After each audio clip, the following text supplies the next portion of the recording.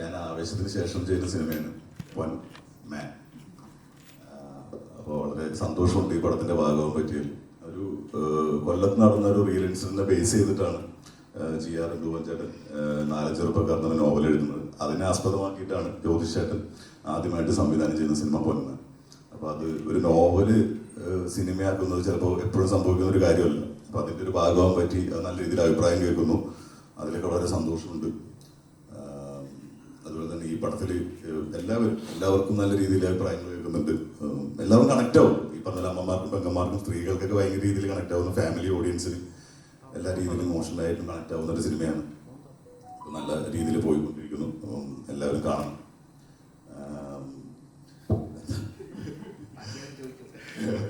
അപ്പൊ അങ്ങനെയൊക്കെയാണ് കാര്യങ്ങൾ. സന്തോഷം. എല്ലാവർക്കും നമസ്കാരം. ഞാൻ ഈ പൊന്മാന്റെ കഥ കേൾക്കുമ്പോഴോ അല്ലെങ്കിൽ നാലഞ്ച് ചെറുപ്പക്കാർ എന്ന് പറഞ്ഞ നോവൽ അതിനുശേഷം വായിക്കുമ്പോഴോ ഉണ്ടായിരുന്ന അതേ എക്സൈറ്റ്മെന്റോട് കൂടി തന്നെയാണ് ഇപ്പോൾ സിനിമ റിലീസായിട്ടും ഇവിടെ പ്രസ് മീറ്റിന് നിങ്ങളുടെ മുമ്പിൽ ഇരിക്കുമ്പോഴും എനിക്ക് അതേ എക്സൈറ്റ്മെന്റ് തന്നെയാണ്.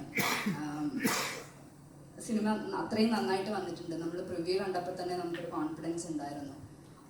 നിങ്ങളോട് എല്ലാവരോടും അത് തന്നെയാണ് പറയാനുള്ളത്. സിനിമ വളരെ നന്നായിട്ട് വന്നിട്ടുണ്ട്. എല്ലാവർക്കും കണക്ട് ചെയ്യുന്ന ഒരു സിനിമയായിരിക്കും. വളരെ കുറേ കാലത്തിന് ശേഷം നല്ല ലൈഫുള്ളൊരു സിനിമയായിട്ടാണ് എനിക്ക് പൊന്മാൻ തോന്നിയിട്ടുള്ളത്. ഇപ്പോൾ ഇവരെല്ലാവരും സംസാരിച്ച പോലെ ഇത് സ്ത്രീകൾക്കായാലും പുരുഷന്മാർക്കായാലും എല്ലാവർക്കും പല രീതിയിൽ കണക്ട് ചെയ്യാൻ പറ്റുന്ന സിനിമയാണ്. സ്ത്രീകൾക്ക് പ്രത്യേകിച്ച് ഇത് പൊന്ന് എന്നുള്ള വിഷയത്തെക്കുറിച്ചാണ് നമ്മൾ സംസാരിക്കുന്നത്, അല്ലെങ്കിൽ ഫാമിലീസിന്. അപ്പോൾ അവർക്ക് എല്ലാവർക്കും തീർച്ചയായിട്ടും ഇത് മനസ്സിലാക്കാൻ പറ്റും, ചിന്തിക്കാൻ പറ്റും ഇതിൽ നമ്മൾ പറഞ്ഞിരിക്കുന്ന കാര്യത്തെപ്പറ്റി. ഈ സിനിമ കണ്ടിറങ്ങുമ്പോൾ തീർച്ചയായിട്ടും എല്ലാ ഫാമിലീസിലും ഇതിനെപ്പറ്റി ഒരു ചർച്ച ഉണ്ടാവും, അല്ലെങ്കിൽ ചെറിയ രീതിയിലെങ്കിലും ഒരു ഡിസ്കഷൻ ഉണ്ടാവും എന്നുള്ളൊരു കോൺഫിഡൻസ് ഉണ്ട്. അത് തന്നെയാണ് ഈ ഒരു സിനിമയുടെ വിജയം എന്ന് ഞങ്ങൾ പ്രതീക്ഷിക്കുന്നു. അപ്പോൾ എല്ലാവരും സിനിമ തിയേറ്ററിൽ തന്നെ പോയി കാണുക, ഞങ്ങളെ സപ്പോർട്ട് ചെയ്യുക. Thank you. പിന്നൊരു കാര്യം എന്ന് വെച്ചാൽ, ഈ സിനിമ കണ്ടതിന് ശേഷം ഈ നാലഞ്ച് ചെറുപ്പക്കാർ എന്ന് പറഞ്ഞ നോവല് പിന്നെ വായിക്കുമ്പോൾ നമ്മുടെയൊക്കെ ഫേസ് ആയിരിക്കും അവർക്ക് കിട്ടുന്നതെന്ന് വിചാരിക്കുന്നു. അതും ഭയങ്കര ഭാഗ്യമായിട്ട് തോന്നുന്നു. ശരിയല്ലേ? പുതിയ പതിപ്പിന്റെ കവറിൽ ബേസിൽ ബ്രോയുടെ ഫോട്ടോ സൈഡിൽ ഞങ്ങളുടെ ഇവിടെ വെക്കായിരുന്നു. പടം റിലീസാകുന്ന ദിവസം താങ്കൾ ന്യൂസ് ചാനലിലെ ഗസ്റ്റ് ആയിട്ട് വരികയാണ്. അപ്പൊ നിങ്ങൾ പോകുന്നു. ആ സമയത്തൊന്നും നിങ്ങൾക്ക് കയറാൻ പറ്റുന്നില്ല, ഫ്ലോറിലേക്ക് കയറാൻ പറ്റില്ല. 9:30 ഷോയ്ക്ക് കയറണം. പക്ഷെ ഞാൻ കണ്ട ഏറ്റവും കൂൾ മാനായിട്ട് നിങ്ങൾ അവിടെ ഇരിക്കും. ജീവിതത്തിൽ സിനിമ ഇരിക്കുന്നത്. കാരണം ഫസ്റ്റ് ഷോ പടം കാണാൻ പോകണം പറഞ്ഞു വെച്ച ന്യൂസ് ചാനലിന്റെ ഗസ്റ്റ് ആയിട്ട് വന്നിട്ട് അവിടെ ഒരു പെട്ടെന്നുള്ള ഞെട്ടിക്കുന്ന വാർത്ത കാരണം കയറാൻ പറ്റുന്നില്ല. ഞാൻ നോക്കുമ്പോൾ ബേസിൽ ജോസഫ് എന്നുള്ള കൂൾ മാനായിട്ടിരിക്കുന്നു. ജീവിതത്തിൽ സിനിമ ഇരിക്കാനാണോ? ഒരു പടം റിലീസാവുന്ന ദിവസം നമുക്ക് ഫസ്റ്റ് ഷോയ്ക്ക് പോകണം, ഇവിടെ ഗസ്റ്റ് ആയിട്ട് കയറാൻ പറ്റില്ല, ബട്ട് നോ ടെൻഷൻ. ബ്രേക്ക്ഫാസ്റ്റ് കിട്ടുമെന്ന് ചോദിച്ചു. സിനിമയെ കുറിച്ച് നല്ല ടെൻഷൻ ഉണ്ടായിരുന്നു. സിനിമ കാണാൻ പോകുന്നതിന്റെ ടെൻഷൻ എന്തായാലും ഉണ്ട്. അല്ലാതെ പ്രോഗ്രാം, നിങ്ങളുടെ പ്രോഗ്രാം എന്തായാലും നിങ്ങൾക്ക് അതിൻ്റെതായിട്ടുള്ള പ്രയോറിറ്റീസ് ഉണ്ടാവുമല്ലോ. അതൊന്നൊരു ഭയങ്കര ഇമ്പോർട്ടൻ്റ് ആയിട്ടുള്ള ന്യൂസ് നിങ്ങൾക്ക് കൊടുക്കുക എന്ന് പറയുന്ന സാഹചര്യത്തിൽ നമുക്ക് അവിടെ കയറി ഒന്ന് വെയിറ്റ് ചെയ്ത് മാത്രമേ ഉള്ളൂ. ജീവിതത്തിൽ കൂളാണ്, മാക്സിമം കൂളായിട്ടിരിക്കാനാണ് നോക്കുന്നത്. എന്നാലും ഉള്ളിൽ നല്ല ടെൻഷനുണ്ട്, പുറത്ത് കാണിക്കുന്നില്ലെന്നേ ഉള്ളൂ. ഈ വാച്ചൊക്കെ അതിന് വേണ്ടിയിട്ടുള്ളതാണ്. ഇടയ്ക്കിടയ്ക്ക് ഇങ്ങനെ നോട്ടിഫിക്കേഷൻ വരും. കുറച്ച് തീവ്രത്തെടുക്കും, ഒരു സൂര്യൻ്റെ മുമ്പിൽ പോയി കുറച്ച് ശ്വാസം അകത്തോട്ട് വെച്ച് പുറത്തോട്ട് വിടും, ഇങ്ങനെ ടെൻഷൻ അടിക്കുന്നത് നോട്ടിഫിക്കേഷൻ വരും ഇടയ്ക്കിടയ്ക്ക്. സ്ട്രെസ്സിനൊന്നും ഒരു കുറവില്ല. ഇതിങ്ങനെയൊക്കെ പോകുന്നു.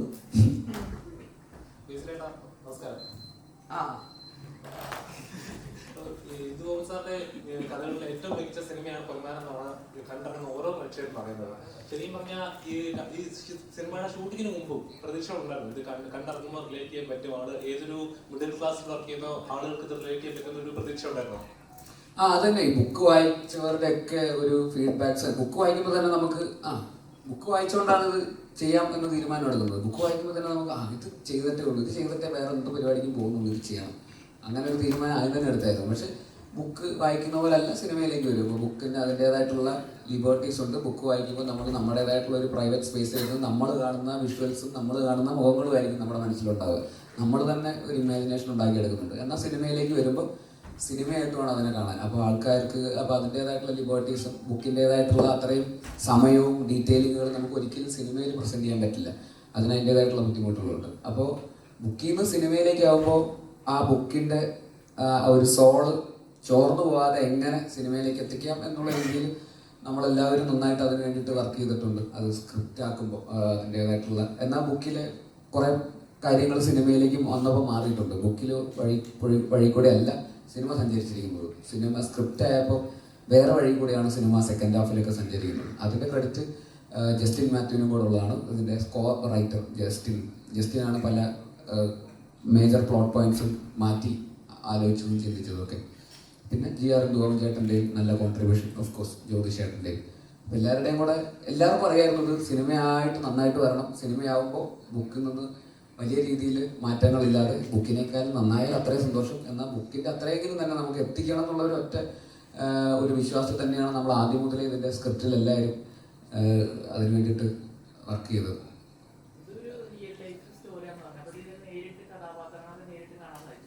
ആ,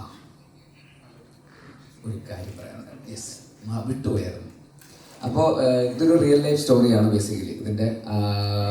ഇത് നടന്നത് കൊല്ലത്ത് കുറേ വർഷങ്ങൾക്ക് മുമ്പ്. ഇതിൻ്റെ സംവിധായകൻ ജ്യോതിഷേട്ടൻ്റെ തന്നെ ജീവിതത്തിൽ സംഭവിച്ചിട്ടുള്ള ഈ 4-5 ചെറുപ്പക്കാരെന്നാണ് നോവലിൻ്റെ പേര്. ആ 4-5 ചെറുപ്പക്കാരിൽ ഒരു ചെറുപ്പക്കാരൻ അന്ന് ജ്യോതിഷേട്ടനായിരുന്നു. ഇന്ന് അത്ര ചെറുപ്പക്കാരനല്ല, കുറേ വർഷങ്ങൾക്ക് മുമ്പ്. അതെ, ഇത് മറുത എന്ന് പറയുന്ന ഒരു ക്യാരക്ടറാണ് ജ്യോതിഷേട്ടൻ്റെ ശരിക്കുള്ള ക്യാരക്ടർ റിയൽ ലൈഫിൽ. പിന്നെ ഇതിൽ മാർക്കണ്ഡേയ ശർമ്മ എന്ന് പറയുന്ന ദീപക് ചെയ്ത ക്യാരക്ടർ ആക്ച്വലി റിയൽ ലൈഫിൽ ഉണ്ടായിരുന്നത് ബാലാജി ശർമാജി എന്ന് പറയുന്ന ആക്ടറാണ്, രാജേഷ് ശർമ്മ. അദ്ദേഹമാണ് റിയൽ ലൈഫിൽ ആ മനുഷ്യൻ. അദ്ദേഹം ഈ സിനിമയിൽ പള്ളിയിലച്ഛൻ റോൾ ചെയ്തിട്ടുണ്ട്. അപ്പോൾ ആദ്യമായിട്ടായിരിക്കും ഇതിലൊരു സീനുണ്ട്. പള്ളിയിലച്ഛനായിട്ടുള്ള ശർമാജി വന്നിട്ട് ദീപകിൻ്റെ അടുത്ത് വന്നിട്ട് ഡയലോഗ് പറയുന്ന സീൻ. അതായത് റിയൽ ലൈഫിലെ ആള് സിനിമയിൽ അഭിനയിക്കുന്ന ആളുടെ അടുത്ത് കോമ്പിനേഷൻ സീനിൽ വന്നിട്ട് നോക്കി കണ്ടൊക്കെ നിന്നോണെ എന്ന് പറയുന്ന ഒരു അപൂർവ ഒരു മൊമെന്റും ആക്ച്വലി ഈ സിനിമയിൽ ഉണ്ടായിട്ടുണ്ട്. പിന്നെ മെയിനായിട്ട് പറയേണ്ടത് അജേഷ് PP എന്ന് പറയുന്ന ഇതിലെ സെൻട്രൽ ക്യാരക്ടറിനെ ആക്ച്വലി റിയൽ ലൈഫിലുള്ള ആളെ അന്നത്തെ സംഭവത്തിന് ശേഷം പിന്നെ നമ്മൾ ആരും കണ്ടിട്ടില്ല. ഈ പറയുന്ന 4-5 ചെറുപ്പക്കാരും കണ്ടിട്ടില്ല, വേറെ ആരും കണ്ടിട്ടില്ല. ഇത് കാണുന്ന അജേഷ് PP ഇവിടെ എവിടെയെങ്കിലും ഉണ്ടെങ്കിൽ, ലോകത്ത് എവിടെയെങ്കിലും ഉണ്ടെങ്കിൽ തീർച്ചയായിട്ടും ഞങ്ങളുമായിട്ട് ബന്ധപ്പെടുക. ഈ പറയുന്ന ഞങ്ങൾക്ക് എല്ലാവർക്കും റിയൽ ലൈഫ് അജേഷിനെ നേരിട്ട് കാണാൻ താല്പര്യമുണ്ട്. ഞങ്ങളുടെ അടുത്ത് വന്നു കഴിഞ്ഞാൽ കണ്ടു കഴിഞ്ഞാൽ ഈ പറയുന്ന അജേഷിന് കിട്ടാനുള്ള ആ സ്വർണത്തിനുള്ള അത്രയും പൈസ നമ്മൾ അജേഷിന് കൊടുക്കുന്നതായിരിക്കും. അപ്പോൾ അജേഷ് എവിടെയെങ്കിലും ഉണ്ടെങ്കിൽ അജേഷ് തീർച്ചയായിട്ടും ഇത് കാണുന്നുണ്ടെങ്കിൽ ഇപ്പൊ എല്ലാ അജേഷുമാരും വരിക. ഞാനാണ് റിയൽ ലൈഫ് മര്യാദ ഉണ്ടെങ്കിൽ ഒന്നും കിട്ടാണ്ട് അവിടെ ഇരുന്നോ, വരികയേ വേണ്ട.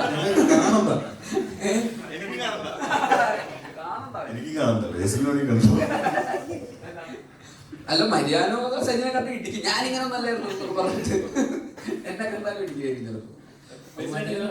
പേരുകൾ വളരെയധികം യൂണീക്കാണ്. അവരുടെ ഇടയിലേക്ക് പുറത്തുനിന്ന് വന്ന് കയറുന്ന ഒരാളാണ് അജേഷ്. അപ്പൊ അജേഷിന് ആ പേര് സ്യൂട്ടബിൾ ആവില്ല. അജേഷ് ഒരു വേറെ സിറ്റിയിൽ, അവിടെ കൊല്ലം ടൗണിൽ നിൽക്കുന്ന ഒരു ക്യാരക്ടറാണ്. അപ്പൊ പുള്ളി ഈ കൾച്ചറുമായിട്ട് ബന്ധപ്പെട്ടിട്ടുള്ള ആളല്ല. അപ്പൊ അജേഷിന് അപ്പൊ അതുകൊണ്ട് വേറൊരു പേര്, അജേഷിനും കുറച്ച് അങ്ങനത്തെ വ്യത്യസ്തമായ പേരിട്ടിരുന്നെങ്കിൽ പക്ഷെ ആ ഒരു സ്ട്രേഞ്ചറായിട്ട് ഫീൽ ചെയ്യില്ല. അതെ അതെ. ആളുകൾക്ക് ഒരു എക്സ്പെക്ടേഷൻ ഉണ്ട്. അതായത് ഒരു ഹ്യൂമർ കഥാപാത്രം വന്ന് സ്ക്രീനിൽ കുറെ നേരം നിന്നതിന് ശേഷം ഒരു സീരിയസ് ആയിട്ടുള്ള എന്തെങ്കിലും ഒരു ഡയലോഗ് പറഞ്ഞിട്ട് പെട്ടെന്ന് പോകുന്ന, അല്ലെങ്കിൽ ഒരു മെസ്സേജ് തന്നു പോകുന്ന ഒരു ക്യാരക്ടറായിട്ട് മിക്കവാറും ആളുകൾ എക്സ്പെക്ട് ചെയ്യുന്നത്. അത് ബ്രേക്ക് ചെയ്യാനായിട്ട് ഒരു കഥാപാത്രമാണ് പൊന്മാനിലെ കഥാപാത്രമായിട്ട് അങ്ങനെ ഫീൽ ചെയ്തോ? എനിക്ക് എൻ്റെ ആക്ടിങ് കരിയറിൽ എനിക്ക് കിട്ടിയിട്ടുള്ള ഏറ്റവും നന്നായിട്ട് എഴുതപ്പെട്ടിട്ടുള്ള, ഏറ്റവും ബെസ്റ്റ് ആയിട്ട് എഴുതപ്പെട്ടിട്ടുള്ള ക്യാരക്ടറാണ് അജേഷ്. ബാക്കി ക്യാരക്ടേഴ്സ് ഒന്നും അങ്ങനെ എഴുതിയിട്ടില്ല എന്നല്ല ഞാൻ പറയുന്നത്. എല്ലാത്തിനും അതിൻ്റെതായിട്ടുള്ള ഫ്ലേവേഴ്സ് ഉണ്ടായിരുന്നു. പക്ഷെ ഏറ്റവും ബെസ്റ്റ് ആയിട്ട് എഴുതപ്പെട്ടിട്ടുള്ള, അത് ഈ ലിറ്ററേച്ചറിനെ കൂടെ ഗുണമാണ്. ഒരു നോവലിൽ അതിനെക്കുറിച്ച് അത്രയും ആധികാരികമായിട്ട് എഴുതിയിട്ടുണ്ട് ആ അജേഷ് എന്ന് പറയുന്ന ക്യാരക്ടറിന്റെ എല്ലാ ലേയേഴ്സും. പക്ഷെ സിനിമയിലേക്ക് വരുമ്പോൾ അത്രയും നമുക്ക് അറിയാലോ ആ ക്യാരക്ടറിനെ കുറിച്ച്. ഫുൾ ക്യാരക്ടർ സ്റ്റഡി തന്നെയാണല്ലോ ആ നോവലും. അപ്പൊ അതുകൊണ്ട് എനിക്ക് അഭിനയിക്കുമ്പോഴും അത് ഭയങ്കരമായിട്ട് ഗുണം ചെയ്തിട്ടുണ്ട്. അത്രയും നന്നായിട്ട് എഴുതിയിട്ടുള്ള ഒരു ക്യാരക്ടർ ആയിട്ടുള്ള ഒരു അഡ്വാൻറ്റേജ് ആണ്. അപ്പോൾ ബാക്കി സിനിമകളിലൊക്കെ ക്യാരക്ടേഴ്സ് വെൽ റിട്ടൺ ആണ്. എന്നാൽ പോലും ഏറ്റവും അധികം ലെയേർഡ് ആയിട്ടും ഡെപ്തിൽ എഴുതിയിട്ടുള്ള ഒരു ക്യാരക്ടർ അജേഷിൻ്റെതാണ്. അതുകൊണ്ടും കൂടിയാണ് ആ ക്യാരക്ടർ ആൾക്കാർക്ക് ഇത്രയും എന്താ പറയുക ബെസ്റ്റ് ആയിട്ട് ഏറ്റവും നന്നായിട്ട് ചെയ്ത ക്യാരക്ടറായിട്ട് തോന്നുന്നു, ഏറ്റവും നന്നായിട്ട് അഭിനയിച്ച സിനിമയായിട്ട് തോന്നുന്നു എന്നൊക്കെ തോന്നാനുള്ള കാരണം ആ ക്യാരക്ടർ അത്രയും നന്നായിട്ട് എഴുതപ്പെട്ടിട്ടുള്ളതും കൂടെ തന്നെയാണ്. സ്ക്രീൻ കാണുമ്പോൾ ഏകദേശം ഒരു വില്ലനായിട്ട് നമുക്ക് തോന്നുന്നു. അങ്ങനെയാണ് സ്ക്രീനിൽ കാണുന്നത്. അപ്പം വില്ലനെ മലർത്തി അടിക്കുന്ന ഒരു ആക്ഷൻ ഹീറോ ആയിട്ടോ അല്ലെങ്കിൽ ഒരു മസിൽ പവർ കാണിക്കുന്ന ഒരു ഹീറോ ആയിട്ടോ ബേസിൽ നമുക്ക് ഒരിക്കലും ഇമാജിൻ ചെയ്യാൻ പറ്റുന്നില്ല. എങ്ങനെ ഉണ്ടായിരുന്നു ആ ഒരു മലർത്തിരിക്കുന്ന ഒരു വില്ലനെ മലർത്തിരിക്കുന്ന ഒരു നായകനായിട്ടല്ലേ തോന്നുന്നത്? അല്ല, അങ്ങനെ ഒരിക്കലും വർക്കാവില്ല. ഞാൻ മുമ്പ് പറഞ്ഞു, ഞാൻ KGF മറ്റേ വില്ലൻ വയലൻസ് എന്ന് പറഞ്ഞ് ഞാൻ വന്നു കഴിഞ്ഞാൽ ആൾക്കാർ എന്ന് പറയും. അപ്പൊ ആ തിരിച്ചറിവ് നിങ്ങളെക്കാൾ നന്നായിട്ട് എനിക്കുണ്ട്. അപ്പൊ അതുകൊണ്ട് ഞാൻ അത് ചെയ്യില്ല. ഇല്ലെങ്കിൽ പിന്നെ ഞാൻ മറ്റേ കരാട്ടയും മാർഷൽ ആർട്സ് ഒക്കെ പഠിച്ച് ആദ്യത്തെ സീനിൽ തന്നെ അങ്ങനെ മാസമായിട്ടുള്ള റോളാണെങ്കിൽ അങ്ങനെ പഠിച്ചു വന്ന് കാണുന്നവർക്ക് തോന്നണം, ആ ഇവൻ ചിലപ്പോൾ നാലാളെ ഇടിക്കാൻ സാധ്യതയുണ്ട് എന്ന് തോന്നുന്ന ടൈപ്പ് ഓഫ് ഒരു ക്യാരക്ടറും അതിനുള്ള കഴിവ് എനിക്കും കൂടെ ഉണ്ടെന്ന് തോന്നിക്കഴിഞ്ഞാൽ ഞാൻ ചെയ്യുമായിരിക്കും. പക്ഷെ അല്ലാത്ത സാഹചര്യത്തിൽ ഞാൻ സച്ചിന്റെ മുമ്പിൽ വന്നു കഴിഞ്ഞാൽ എന്നത് ഇങ്ങനെ തൂക്കിയെടുത്ത് അങ്ങനെ എറിഞ്ഞാൽ മതി എന്ന് പറയും. അപ്പൊ അത് ഒരിക്കലും പ്രാക്ടിക്കൽ ആവില്ല. അപ്പൊ ആ സാഹചര്യത്തിൽ കഥയിൽ എങ്ങനെയാണ് നമുക്ക് അതിൻ്റെ അകത്ത് അങ്ങനെ ഒരു ഹീറോയിസം എങ്ങനെയാണ് വർക്കൗട്ട് ചെയ്യുക, സ്ക്രിപ്റ്റിലൂടെ എങ്ങനെയാണ്, കഥയിലൂടെ എങ്ങനെയാണ്, ക്യാരക്ടറിലൂടെ എങ്ങനെയാണ് അത് സഞ്ചരിക്കുക എന്ന് പറയുന്ന ആ ഒരു ഫോർമാറ്റ് ആയതുകൊണ്ട് തന്നെയാണ് അത് അവസാനം വരെയും. ഇപ്പോൾ ആക്ഷനും എന്തെങ്കിലും ഉണ്ടെങ്കിൽ തന്നെ ഒരിക്കലും മറ്റേ ഇടിക്കുക എന്നുള്ള ആക്ഷനൊന്നും അല്ല, അത് സ്ട്രഗിളാണ്. കടിക്കുക, മാന്തുക, അതൊക്കെയാണ് നമ്മുടെ ആക്ഷൻ.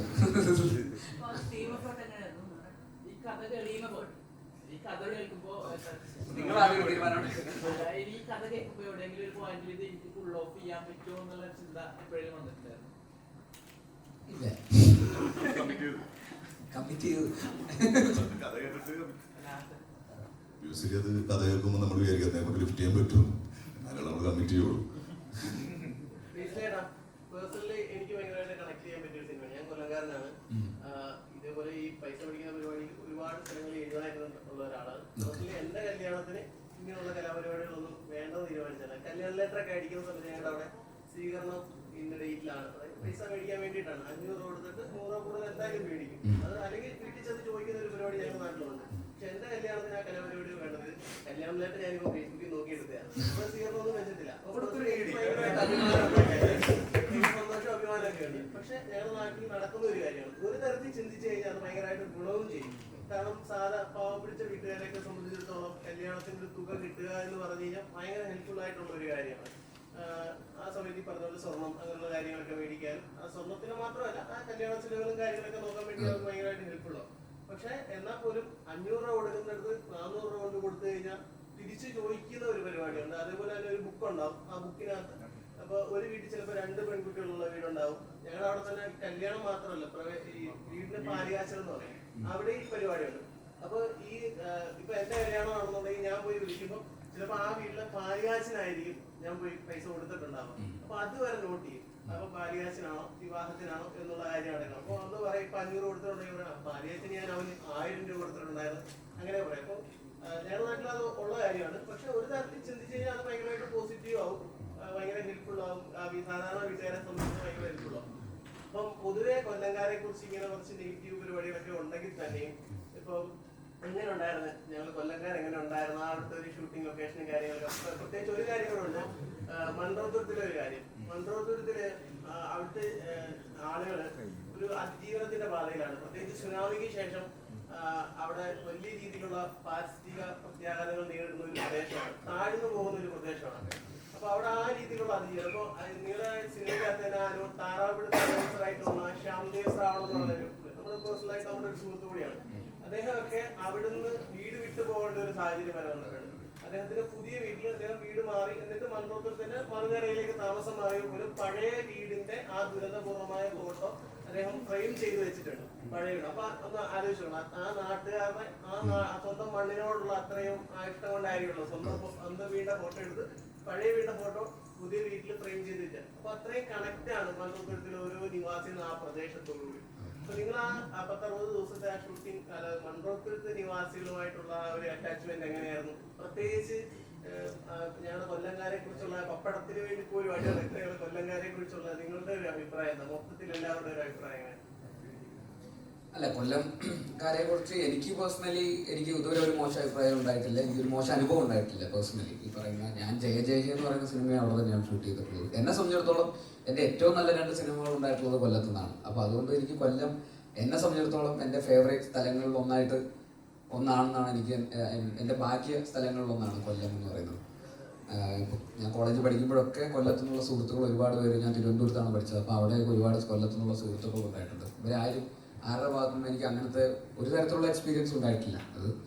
അതിങ്ങനെ ഒരു ജനറലൈസ്ഡ് ആയി തോന്നി വന്നു തുടങ്ങിയപ്പോൾ അതങ്ങനെ ആവും തോന്നുന്നു. എനിക്ക് തോന്നുന്നു വളരെ സ്ട്രേറ്റ് ഫോർവേഡ് ആയിട്ടുള്ള ആൾക്കാരാണെന്ന് തോന്നുന്നു. അതന്നെ നമ്മൾ മുമ്പ് സംസാരിച്ചിട്ടുള്ള ഒരു കാര്യമാണ്.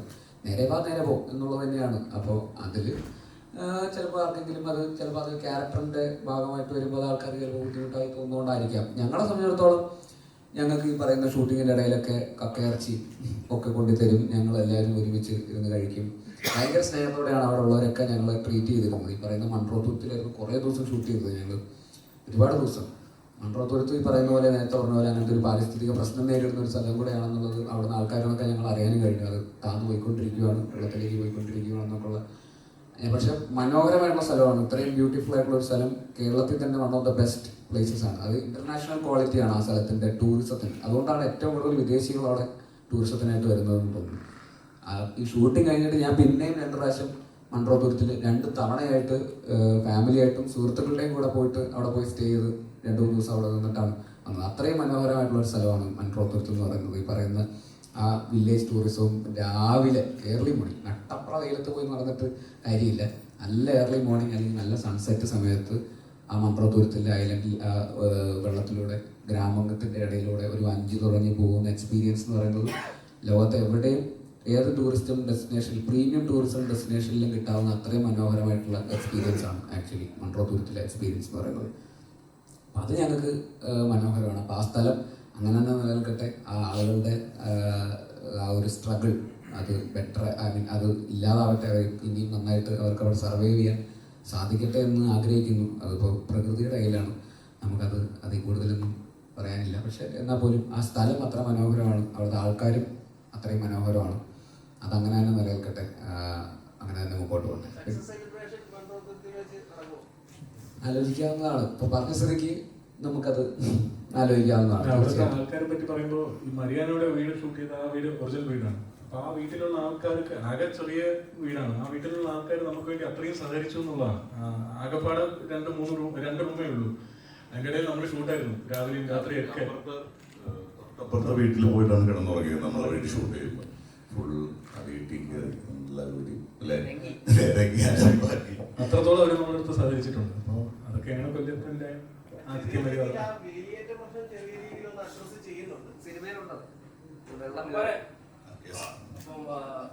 ആവേശം കഴിഞ്ഞ് നേരിട്ട് ഇങ്ങോട്ട് വരാന്ന് പറഞ്ഞു. അപ്പം അമ്പാനെന്ന ക്യാരക്ടർ ശരിക്കും ആൾക്കാരുടെ മനസ്സിനുള്ളിൽ കിടക്കുന്നുണ്ട്. അപ്പൊ ഈ ക്യാരക്ടറിലേക്ക് വരുമ്പോ എത്രത്തോളം വെല്ലുവിളി ഉണ്ടായിരുന്നു? കാരണം ഷെയ്ഡ് വരരുത്, അല്ലെങ്കിൽ ആൾക്കാരെ ഇത് കണ്ടിട്ട് നിങ്ങൾ അമ്പാന്റെ വന്നിട്ടുണ്ടല്ലോ എന്ന് തോന്നുന്നത്. അപ്പൊ എത്രത്തോളം വെല്ലുവിളിയായിരുന്നു ഈ ഒരു ക്യാരക്ടർ എടുക്കുന്നത്? എനിക്ക് അതിനേക്കാളും കൂടുതൽ പേടി എന്താണെന്ന് വെച്ച് കഴിഞ്ഞാൽ ഈ ബുക്ക് വായിച്ച ആൾക്കാർക്ക് സിനിമ കാണുമ്പോൾ വായിച്ചതിൻ്റെ അത്ര ഇത് ഇപ്പം കറക്റ്റ് ആയില്ല അങ്ങനെയൊക്കെ ഒരു വരും. ഇത് പെർഫോമൻസ് അത് വായിച്ചത് ഓരോരുത്തരുടെ പെർസ്പെക്റ്റീവിലാണ് അവർ വായിച്ചിരിക്കുന്നത്. അപ്പോൾ സിനിമ എന്ന് പറഞ്ഞാൽ നമ്മുടെ ഒരു ടീമിൻ്റെ പെർസ്പെക്റ്റീവായിരിക്കും നിങ്ങൾ കാണാൻ പോകുന്നത്. അപ്പം അങ്ങനെ ഒരു ടെൻഷൻ ഉണ്ടായിരുന്നു. പിന്നെ അതുപോലെ തന്നെ ആവേശത്തിലൊരു ഹ്യൂമർ കോമിക് ക്യാരക്ടറാണ് എല്ലാവരും മനസ്സിലത് കയറി. ഞാൻ ആ പടം ഷൂട്ട് കഴിഞ്ഞിട്ടാണ് വന്നത്, റിലീസായിട്ടില്ല. അപ്പം നേരെ ഇവിടെ വരുമ്പോൾ ആർക്കും അറിയില്ല ഞാൻ എങ്ങനെ അതിലെന്താ ചെയ്തേക്കുന്നത്. എനിക്ക് മാത്രമേ അറിയുള്ളൂ ആവേശത്തിൽ എന്ത് ചെയ്യുന്നത്, അമ്പാൻ്റെ ക്യാരക്ടർ എങ്ങനെയാണ് ചെയ്തതെന്നുള്ളത്. ഇവിടെ വന്ന് മരിയാന ഓൾറെഡി കഥ പറയുമ്പോൾ തൊട്ട് നമുക്കറിയാതെ എങ്ങനെയാണ്. പിന്നെ നോവൽ വായിച്ചപ്പോഴും അതിന് നല്ലൊരു ക്ലാരിറ്റി കിട്ടിയായിരുന്നു. അപ്പോൾ അതിനൊരു ചലഞ്ച് ഉണ്ടായിരുന്നു. പിന്നെ അതുപോലെ തന്നെ ഫിസിക്കലി കുറച്ച് വണ്ണം വെച്ച് അതിന് വേണ്ടിയിട്ട്. പിന്നെ അതുപോലെ തന്നെ തുഴയാൻ പഠിക്കാൻ പോയി. ഞാൻ ഷൂട്ട് തുടങ്ങുന്നതിനൊരു 10 ദിവസം മുന്നേ ലിജോ ഉണ്ടായിരുന്നു. അപ്പോൾ ഞങ്ങൾ 2 പേരും അവിടെ പോയി. ഞാൻ രാവിലെ ഇതുപോലെ 5:30 ആകുമ്പോഴേക്കും അഷ്ടമുടി കായലിൽ 2 ചേട്ടന്മാരുണ്ടാവും. വലിയ വള്ളം, പല രീതിയിലുള്ള ചെറിയ വള്ളം, വലിയ വള്ളം എല്ലാം തുഴയാൻ പഠിച്ച് പ്രോപ്പറായിട്ട് തുഴഞ്ഞിട്ട് തന്നെയാണ് ഓരോ ഷോട്ടിലും ചെയ്തേക്കുന്നത്. അതുപോലെ അങ്ങനെ കെട്ടി വലിക്കുന്ന അങ്ങനെ പരിപാടിയൊന്നും ചെയ്തിട്ടില്ല.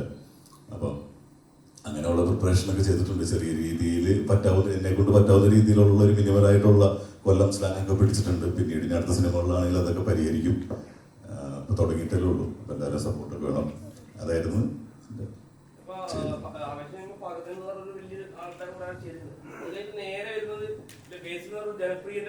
ഉറപ്പായിട്ടും. ഞാൻ ആക്ച്വലി ബേസിലിന്റെ ഒപ്പം 2ാം സിനിമയിൽ ജാനിമലിലാണ് ഞങ്ങൾ ആദ്യമായിട്ട് ചെയ്യുന്നത്. പിന്നെ ഇവിടെ വന്നപ്പോഴേക്കും ഞാൻ അജേഷ് BP ആയിട്ട് കണ്ടിട്ടുള്ളൂ, ബേസിലായിട്ട് കണ്ടിട്ടില്ല. അവിടെയാണെങ്കിൽ രംഗേനെയാണ് കണ്ടിട്ടുള്ളൂ, ഫഹദിനെ കണ്ടിട്ടില്ല ആക്ഷൻ പറയുമ്പോൾ. അത്രയും വ്യത്യാസവും. ഇവിടെ അങ്ങനെ തന്നെ ആക്ഷൻ പറയുമ്പോൾ അജേഷ് BP, ബേസിലില്ല.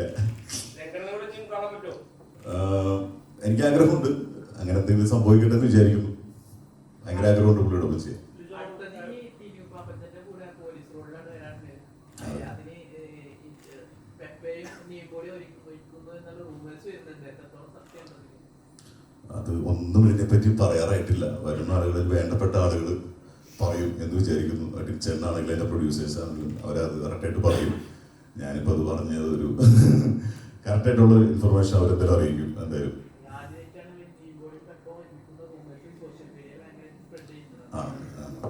അതെന്തായാലും അതിൻ്റെയൊക്കെ ഒരു ക്ലാരിറ്റി ആ സിനിമ ഉണ്ടാവോ, ആ സിനിമ ഇതാണോ എന്നുള്ളതൊക്കെ ഉടനെ തന്നെ അറിയോ.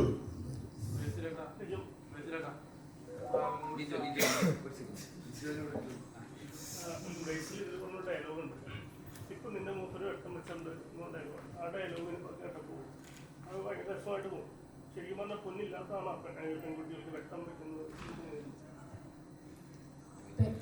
പൊന്നില്ലാതെയാണോ പെൺകുട്ടികൾക്ക് വെട്ടം വെക്കുന്നതെന്ന് തോന്നിയിട്ടുണ്ടോ എന്നാണ് പൊന്നുള്ള പെൺകുട്ടികൾക്ക് എന്താണ് തോന്നുന്നത്, എന്താണ് തോന്നുന്നതെന്നുള്ളതാണ്. നമ്മളാരും പെൺകുട്ടികളൊന്നും ആരും എനിക്ക് തോന്നുന്നില്ല ഞങ്ങൾ സ്വർണം ഇട്ട് നടക്കുന്നതാണ് ഞങ്ങളെ കാണാൻ ഭംഗിന്ന് ഒരു പെൺകുട്ടിയും പറഞ്ഞിട്ടുള്ളതായിട്ട് ഞാൻ കേട്ടിട്ടില്ല. എനിക്കത് അറിയില്ല. പെൺകുട്ടികൾക്ക് ആരെങ്കിലും നിങ്ങൾ ആരെങ്കിലും അങ്ങനെ പറഞ്ഞിട്ടുണ്ടോ? നിങ്ങൾക്ക് ആർക്കെങ്കിലും അങ്ങനെ തോന്നിയിട്ടുണ്ടോ? ഇവിടെ നിൽക്കുന്ന സ്ത്രീകളൊക്കെ പക്ഷേ ഏറ്റവും കൂടുതൽ ഇഷ്ടം ശരിക്കും പറഞ്ഞ പെൺകുട്ടികൾക്കാണ് സ്വർണ്ണം ഏറ്റവും കൂടുതൽ ഇഷ്ടം.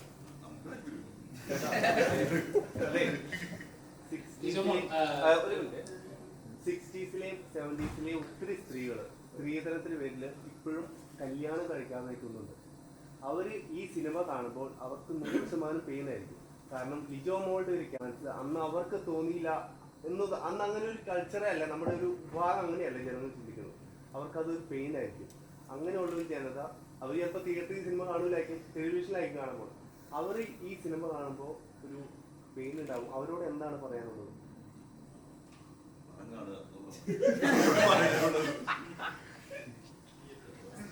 അവരോട് എന്താ പറയാനുള്ളതെന്ന് ചോദിച്ചാൽ അന്ന് അവർക്ക് അങ്ങനെ ഒരു ധൈര്യം കാണിക്കാൻ പറ്റില്ല എന്നുള്ളതല്ലേ. ഇനിയുള്ള ഫ്യൂച്ചർ ജനറേഷൻസിനോടെ പറയാൻ പറ്റുള്ളൂ. കാരണം അവരുടേത് ഇപ്പൊ അവരുടെ ലൈഫ് അവർ ജീവിച്ചുകൊണ്ടിരിക്കുകയാണ്. ഇനിയുള്ള ഫ്യൂച്ചർ ജനറേഷൻസിനോട് പറയാനുള്ളത് നിങ്ങൾ തീരുമാനം എടുക്കുക. ഇത് ആദ്യം വ്യക്തികളാണ് തീരുമാനം എടുക്കേണ്ടത് ഇങ്ങനെ ഒരു കാര്യത്തിൽ, ഈ ഒരു വിഷയത്തിൽ. പിന്നെ അത് കുടുംബങ്ങളിൽ നിന്ന് വ്യക്തികളും പിന്നീട് അത് കുടുംബങ്ങളിലുമാണ് ആ തീരുമാനം ഉണ്ടാവേണ്ടത്. അപ്പോൾ അത് ആലോചിച്ച് ബുദ്ധിപരമായ ഒരു തീരുമാനം എടുക്കുക എന്നുള്ളതേ പറയാനുള്ളൂ. കാരണം നമ്മളിപ്പോൾ ഈ ഒരു സിനിമ ചെയ്തത് കൊണ്ടോ അല്ലെങ്കിൽ ഇങ്ങനെയുള്ള വിഷയങ്ങളെക്കുറിച്ച് നമ്മൾ സംസാരിച്ചത് കൊണ്ടോ ഒറ്റ രാത്രി കൊണ്ട് ഒരു രാത്രി ഇരുട്ടി വെളുക്കുമ്പോഴേക്കും മാറ്റം ഉണ്ടാവുമെന്ന് നമ്മൾ ആരും പ്രതീക്ഷിക്കുന്നില്ല. അങ്ങനെ ഒരു മാറ്റവും ഒരിടത്തും ഉണ്ടായിട്ടില്ല. അപ്പം ഇങ്ങനത്തെ സിനിമകളൊക്കെയും ഇങ്ങനെ ഒരു മാറ്റം കൊണ്ടുവരാനുള്ള ശ്രമങ്ങൾ നടത്തുകയാണ് ചെയ്യുക. അപ്പോൾ അത് ഈ പറഞ്ഞതുപോലെ സിനിമകൾ കാണുമ്പോഴോ അല്ലെങ്കിൽ ഇങ്ങനെയുള്ള കാര്യങ്ങൾ നമ്മുടെ ചുറ്റും നടക്കുന്നതൊക്കെ നമുക്കറിയാം. ഇപ്പം ഈ സിനിമ കൊണ്ടുവന്നല്ല, ചുറ്റും നമ്മൾ ദിവസവും അല്ലെങ്കിൽ മാസത്തിൽ ഒരിക്കലെങ്കിലും ഇങ്ങനെയുള്ള ഇൻസിഡൻസ് നമ്മൾ കേൾക്കാറുണ്ട്. അപ്പോൾ ആളുകൾ അവനവൻ സ്വയം ആലോചിച്ച് അതിലൊരു ബുദ്ധിപരമായ അല്ലെങ്കിൽ അവനവന് ശരിയെന്ന് തോന്നുന്ന ഒരു തീരുമാനം എടുക്കുക എന്നുള്ളതേ പറയാനുള്ളൂ എല്ലാവരോടും. അവരെ ജീവിതത്തിൽ ആ സ്ത്രീകളോട് പറയാനുള്ളത് എത്രയേ ഉള്ളൂ. ആ സ്ത്രീകൾ ആ സിസ്റ്റത്തിന്റെ ഭാഗമായിരുന്നു.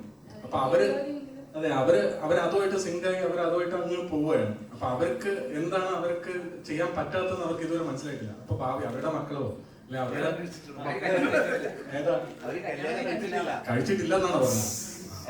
അങ്ങനെയാണെങ്കിൽ okay, sorry, I am sorry.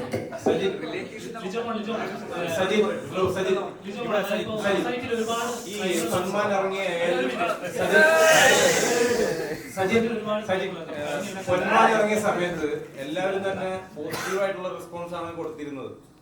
എല്ലാ തരത്തിലും ഫേസ്ബുക്കിൽ നോക്കിയാലും ഓരോ ക്യാരക്ടേഴ്സിനും അതിൻ്റെതായ ഡെപ്ത് അനുസരിച്ച് എഴുത്തുകൾ വരുന്നുണ്ട്, എല്ലാ തരത്തിലും പോസിറ്റീവ് വരുന്നത്.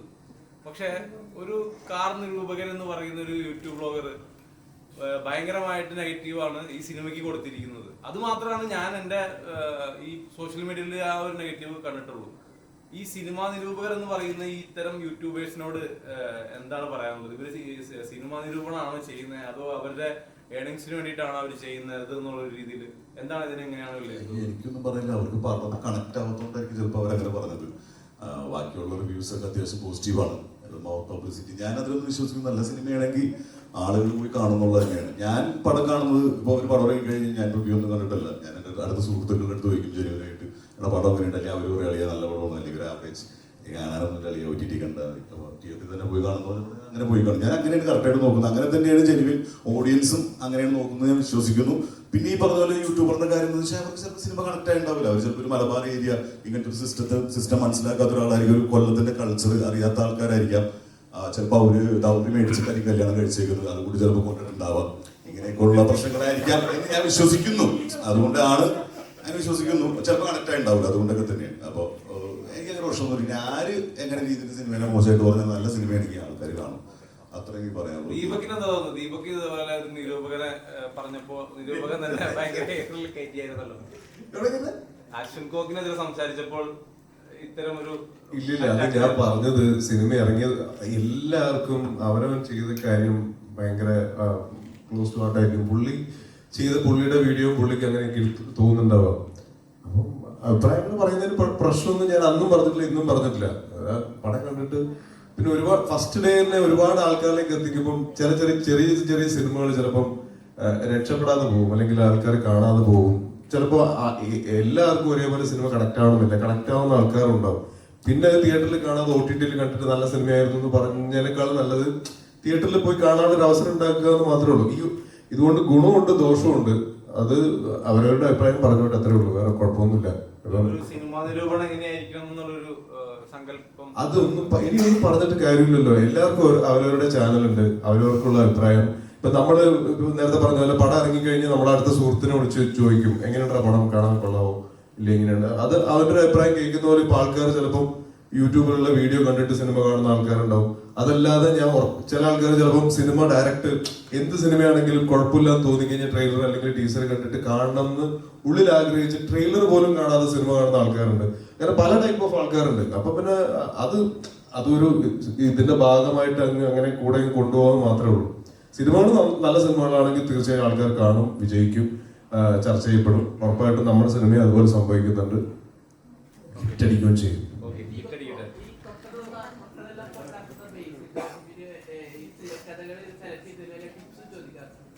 പിന്നെ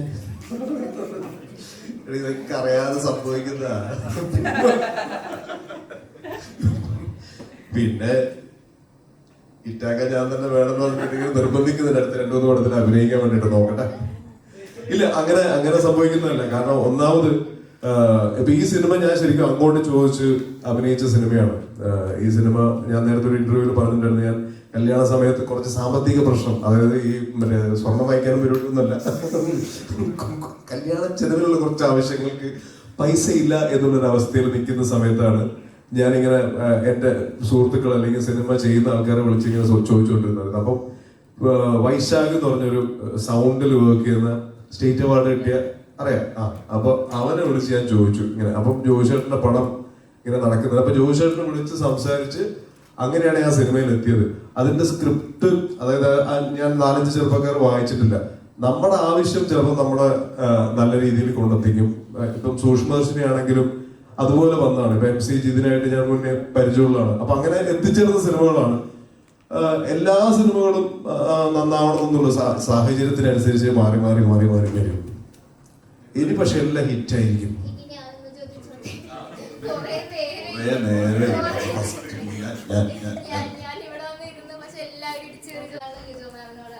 നേരത്തെ പറഞ്ഞതുപോലെ ഒറ്റ രാത്രി കൊണ്ട് അങ്ങനെ മാറ്റമൊന്നും ഉണ്ടാകത്തില്ല. അപ്പൊ ഇനിയും ഇതുപോലെ മൂവീസ് ഇറങ്ങണം എന്ന് തോന്നുന്നുണ്ടോ? സോഷ്യൽ മെസ്സേജ് തരുന്നത് ഇതിനെ കുറിച്ച് മാത്രമല്ല, എന്തായാലും അങ്ങനത്തെ സിനിമകൾ ഇറങ്ങണം. പക്ഷെ സിനിമകൾ കൊണ്ട് മാത്രം സമൂഹത്തിൽ ഒരു മാറ്റം ഉണ്ടാകുമെന്ന് എനിക്ക് തോന്നുന്നില്ല.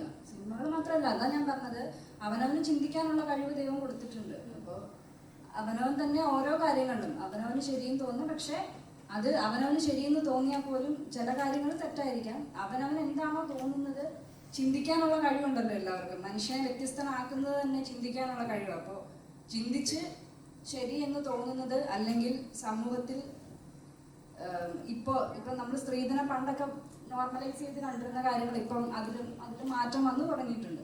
അപ്പൊ അങ്ങനെയുള്ള കാര്യങ്ങൾ ഇപ്പൊ ഞാൻ ഇത്രയും കാലം ധരിച്ചു വെച്ചിരുന്നതായിരുന്നു ശരി എന്നുള്ളതിൽ തന്നെ അങ്ങനെ മുറുകെ പിടിച്ച് മുന്നോട്ട് പോകാതെ അൺലേൺ ചെയ്യാന്ന് പറയില്ലേ, അങ്ങനെ ആളുകൾ തിരുത്താനും ശരികളെ തിരഞ്ഞെടുക്കാനും അവനവൻ തീരുമാനിക്കുക എന്നുള്ളതേ പറയാനുള്ളൂ. ഈ ഒരു കാര്യത്തിൽ നല്ല എല്ലാ കാര്യങ്ങളിലും അങ്ങനെ മാറ്റം ഉണ്ടാവുള്ളൂ. അതിന് സിനിമകൾ മാത്രം ഒരു മാധ്യമമാക്കി എടുക്കുക എന്നുള്ളതൊന്നുമല്ല. ചുറ്റും നടക്കുന്ന എല്ലാ കാര്യങ്ങളും കണ്ടും കേട്ടും അവനവൻ തന്നെയാണ് അങ്ങനത്തെ തീരുമാനങ്ങൾ എടുക്കേണ്ടത്, മാറ്റങ്ങൾ കൊണ്ടുവരേണ്ടത്.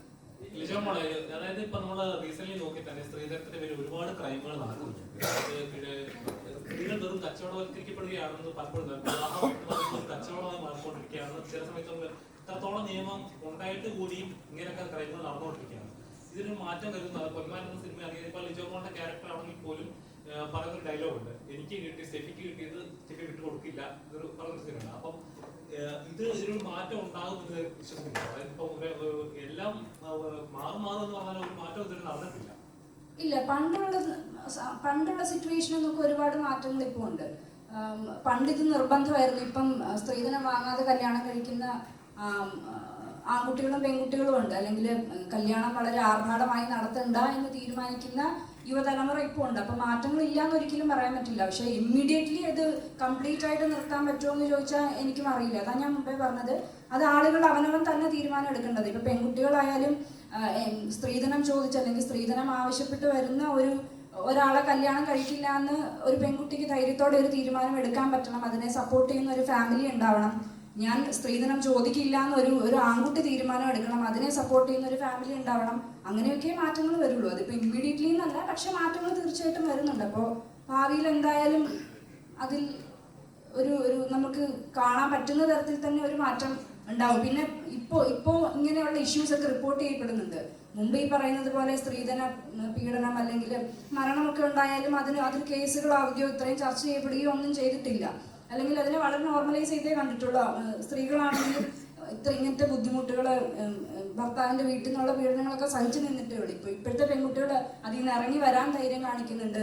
അത് റിപ്പോർട്ട് ചെയ്യാനും പോലീസിൽ കംപ്ലൈന്റ് കൊടുക്കാനൊക്കെ ധൈര്യം കാണിക്കുന്നുണ്ട്. അങ്ങനത്തെ ഇഷ്യൂസ് ഉണ്ടായാലും അപ്പൊ തീർച്ചയായിട്ടും മാറ്റങ്ങൾ ഉണ്ടാവുന്നുണ്ട്. വിവാഹ കമ്പോളത്തിൽ തന്നെ നോക്കുകയാണെങ്കിൽ തന്നെ ഒരു പ്രായം കഴിഞ്ഞ് കഴിഞ്ഞാൽ പെണ്ണ് കിട്ടത്തില്ല അല്ലെങ്കിൽ ചെറുതിനെ കിട്ടില്ല എന്നൊരു ഇപ്പൊ ഇതിലെ കഥാപാത്രത്തിന് പോലും ഇത്ര വയസ്സായി ഇനി ആരെ കിട്ടും നോക്കുമ്പോഴാണെങ്കിൽ ഒരു കഥാപാത്രത്തിന്റെ കൂടെ പോകുന്നത് കല്യാണം കഴിക്കുന്നതല്ല. ശരിക്കും നമ്മുടെ സൊസൈറ്റി പോലും ഇങ്ങനത്തെ ഒരു പ്രായം കഴിഞ്ഞ് കഴിഞ്ഞാൽ കല്യാണം കഴിഞ്ഞാൽ ആരെങ്കിലും പെണ്ണിൽ വെക്കുക അല്ലെങ്കിൽ ആരെങ്കിലും കിട്ടുക അങ്ങനൊരു മെന്റാലിറ്റി വർക്ക് ചെയ്യുന്നുണ്ട്. ശരി, അങ്ങനെ തോന്നിയിട്ടുണ്ടോ പെണ്ണിൽ? അങ്ങനെ ഇല്ലാന്ന് ഞാൻ പറയുന്നില്ല. പക്ഷെ അവിടെയും ഈ പറയുന്ന പോലെ നമ്മൾക്ക് പ്രഷർ ഉണ്ടായാലും നമ്മൾക്ക് തീരുമാനം എടുക്കാൻ പറ്റണം. അല്ലെങ്കിൽ ഇപ്പം എൻ്റെ ഫാമിലിയിലോ നാട്ടുകാരെന്ത് പറയും, എൻ്റെ മകൾക്ക് ഇത്ര വയസ്സായി അല്ലെങ്കിൽ എൻ്റെ മകൻ ഇത്ര വയസ്സായി, അവൻ കല്യാണം കഴിച്ചിട്ടില്ല, അപ്പൊ എത്രയും പെട്ടെന്ന് അവനൊരു കല്യാണം നടത്തണം അല്ലെങ്കിൽ അവൾക്ക് കല്യാണം നടത്തണം എന്ന് വിചാരിച്ച് അങ്ങനെ ആ പ്രഷറിനെ അവരെ ഏറ്റെടുത്ത് ഈ കുട്ടികളെ പ്രഷർ ചെയ്യാതിരിക്കുക എന്നുള്ളതാണ് മെയിനായിട്ട് പറയുന്നത്. അല്ലെങ്കിൽ ഈ പറഞ്ഞ പോലെ ഈ പറഞ്ഞ സ്ത്രീ ആയാലും പുരുഷനായാലും അവനവന് വേണ്ടി നിൽക്കാനും പഠിക്കണം. അതിന് കുറെ ഫാക്ടേഴ്സ് ഉണ്ട്. നമ്മൾ ഫൈനാൻഷ്യൽ സ്റ്റേറ്റസ് ആയിക്കോട്ടെ, നമുക്ക് സ്വന്തമായിട്ട് നിലനിൽക്കാൻ നമ്മൾ സ്വന്തമായിട്ട് ഏൺ ചെയ്യുന്ന ഒരാളാണെങ്കിൽ നമുക്ക് അങ്ങനെ ഒരു സ്റ്റാൻഡ് എടുക്കാം. പക്ഷെ എല്ലാവർക്കും അത് പറ്റണമെന്നില്ല. ഇപ്പൊ എല്ലാവരും എഡ്യൂക്കേറ്റഡ് ആണ് അല്ലെങ്കിൽ എല്ലാവർക്കും ജോലിയുള്ള ആൺകുട്ടികളോ പെൺകുട്ടികളോ ഒന്നും ആയിരിക്കണമെന്നില്ല. അങ്ങനെയുള്ള സിറ്റുവേഷൻസിൽ നമുക്ക് ഈ പറയുന്ന പോലെ ഫാമിലിയുടെ ആയാലും അല്ലെങ്കിൽ സൊസൈറ്റിയുടെ ആയാലും പ്രഷറിന്റെ പുറത്തൊക്കെ അങ്ങനെ കല്യാണം കഴിക്കാൻ നിർബന്ധിക്കപ്പെടാം. അല്ലെങ്കിൽ ഈ പറഞ്ഞ പോലെ പേടിയുണ്ടാവും. ശരിയാണ്, എനിക്ക് ഇത്ര വയസ്സായി, ഇനി ഒരു പെണ്ണ് കിട്ടില്ല അല്ലെങ്കിൽ ഇനി ഒരു ചെറുക്കനെ എനിക്ക് കിട്ടില്ല എന്നുള്ള പ്രഷർ വന്നേക്കാം. പക്ഷെ അതിനങ്ങനെ കുറെ ഘടകങ്ങളുണ്ട്. സോഷ്യൽ മീഡിയ ഇപ്പോൾ വളരെ ഈ സിനിമ ഇറങ്ങിയതിനു ശേഷം വന്നൊരു ചർച്ചയിലുള്ളതാണ്. അതായത് ലാലേട്ടൻ, ഫാസിൽ, ആസിഫിക്ക അവരൊക്കെ ചെയ്ത പോലെ കണ്ണുകൊണ്ട് അഭിനയിക്കുക അല്ലെങ്കിൽ ഒരു ഷോട്ടിൽ തന്നെ ചെയ്യാന്ന് പറയാൻ നിസ്സാര കാര്യമല്ല. ബേസിൽ ഇപ്പൊ ആ ഒരു ലെവലിലേക്ക് ആ ഗ്രാഫിലേക്ക് എത്തിയിരിക്കുകയാണ്. ശ്രദ്ധിച്ചായിരുന്നോ?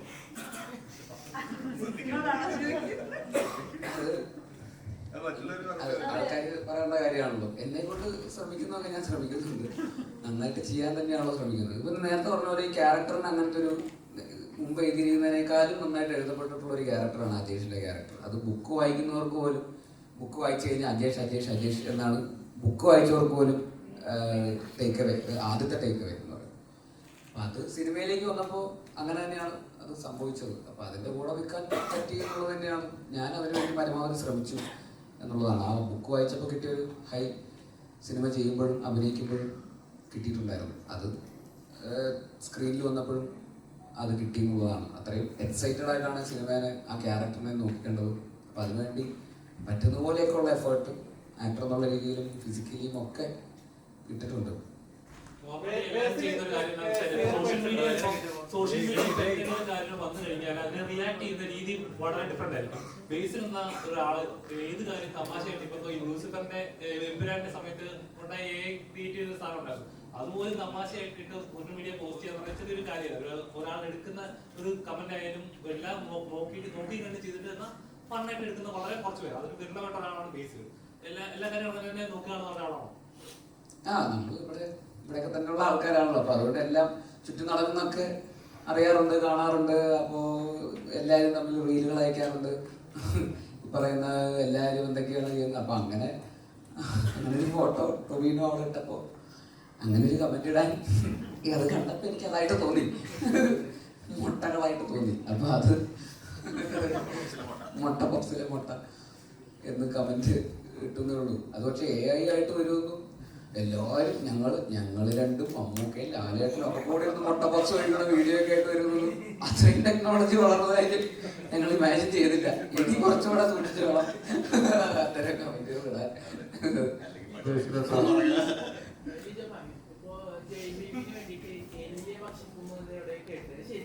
ഇതൊരു 3 വർഷം മുന്നേ ഞാൻ അതിനെ കുറിച്ച് പറഞ്ഞിട്ടുള്ളതാണ്. പൊന്മാന് വേണ്ടി കുറെ കൊച്ചു കഴിച്ചായിരുന്നു.